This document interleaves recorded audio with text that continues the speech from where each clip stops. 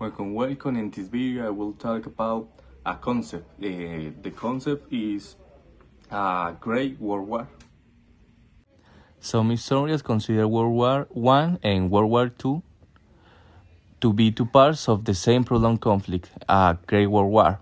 The main reason for this view is that although there was a period of relative peace between two wars, many issues and tensions remain unresolved after the First World War, creating conditions that lead to a second conflict.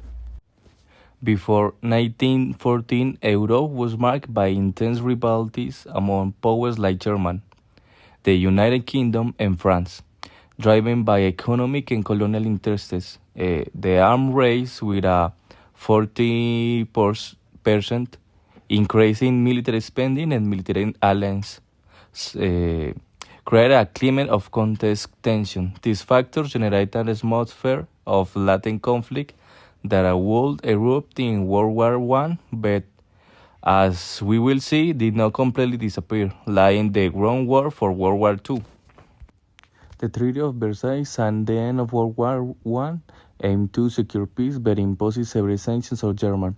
This included heavy reparations that triggered an economic crisis and deep social discontents. The harsh conditions fostered strong resentment and desire for revenge Germany, which paved the way for Hitler's rise and ultimately World War II. Far from securing peace, the treaty left open was that stage for a new conflict. After World War I, Europe saw insignificant shift in this balance of power. Traditional powers like France and the United Kingdom were left weakened, while the United States and the Soviet Union emerged as new global powers. Additionally, Germany, constrained by the Treaty of Versailles, saw the reestablished influence and status in Europe. This reconfiguration of power regenerated tensions and conflicts of interest that were contribute to the start of World War II.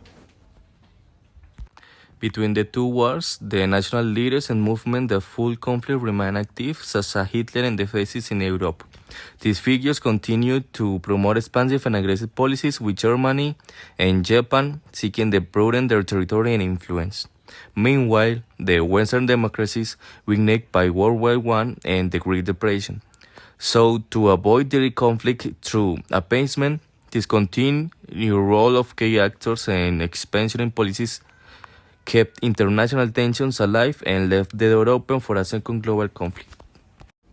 European powers, especially the United Kingdom, France, and Belgium, controlled vast territories in Africa and Asia, ruling over approximately 200 million people in their colonies. This colonial influence heightened in competition for strategic resources, such as minerals and oil, and in regions like the Middle East and Africa. During both wars, the powers relied to colonial soldiers in their enemy. In total, around 4 million soldiers from colonies took part in the conflicts. Thus, colonial rivalries and the exploitation of global resources were key factors that intensified worldwide tensions. So, in conclusion, the war was served as a stark reminder of the inherent contradiction within capitalism. These conflicts recognize and amplify class struggles, revealing how the working class bore the brunt of the devastation while capitalist allies provided. The economic turmoil that followed this war fostered the emergence of revolutionary movements.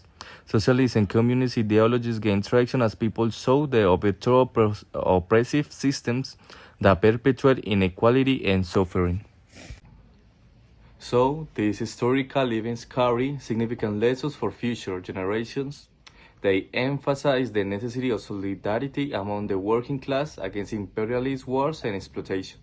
By reflecting of the struggles, we reinforce the relevance of revolutionary action in the pursuit of a just and equitable society. Thanks for hearing me.